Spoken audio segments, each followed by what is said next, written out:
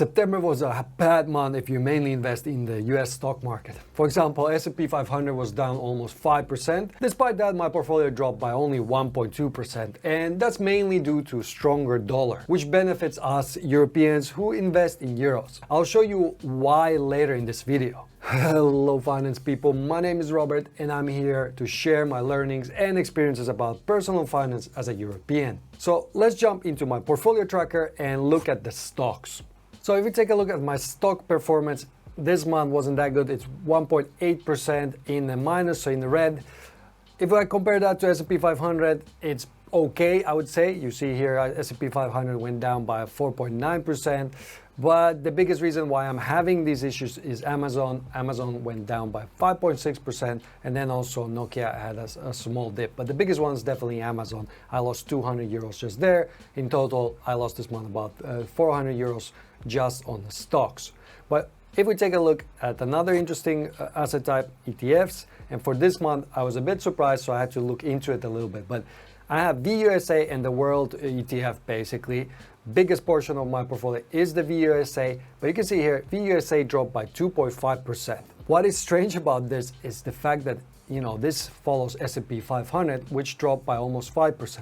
So why is this happening? Now, there are two things to consider as to why VUSA is doing better than S&P 500.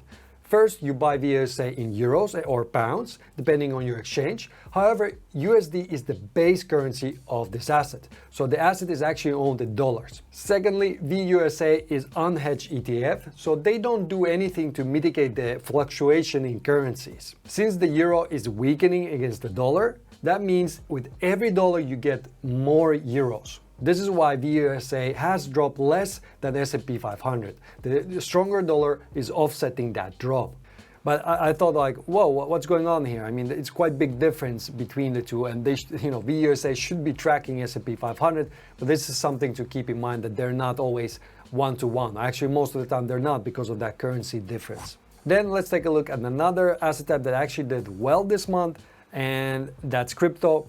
Probably first month in a long time I had a positive results from crypto, mostly because Bitcoin did well. It's up by 6.3%, and since that's my biggest portion of my crypto portfolio, that means I also gained some money in this month. But that's just offsetting my losses from stocks and ETFs. Other than that, I also am part of peer-to-peer lending on Mintos, and Mintos basically is generating right now about 1% per month. You can see here unrealized profit is about 1% because I gained 20 euros this month. That's kind of expected because if I go to the Mintos dashboard, I can see that my yearly return on investment is about 12%.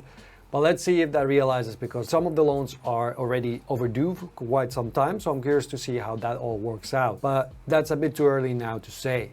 So if we take a look at overall results, you can see that I'm down by 1.25%, and that's about 600 euros this month. I'm in the red. Now, it could be much worse. I could be down by 4.8%, which was S&P 500. So I'm still outperforming the market right now, which I'm glad, and it's been this way for a few months now. So usually actually the last quarter is a bit more pessimistic. Also now that Fed and ECB, let's see what they do. Are they gonna still keep hiking the rate, making it higher and higher? And if they do, how does the market react to that? So I don't plan to do anything different because I'm just euro cost averaging my portfolio, especially for ETFs.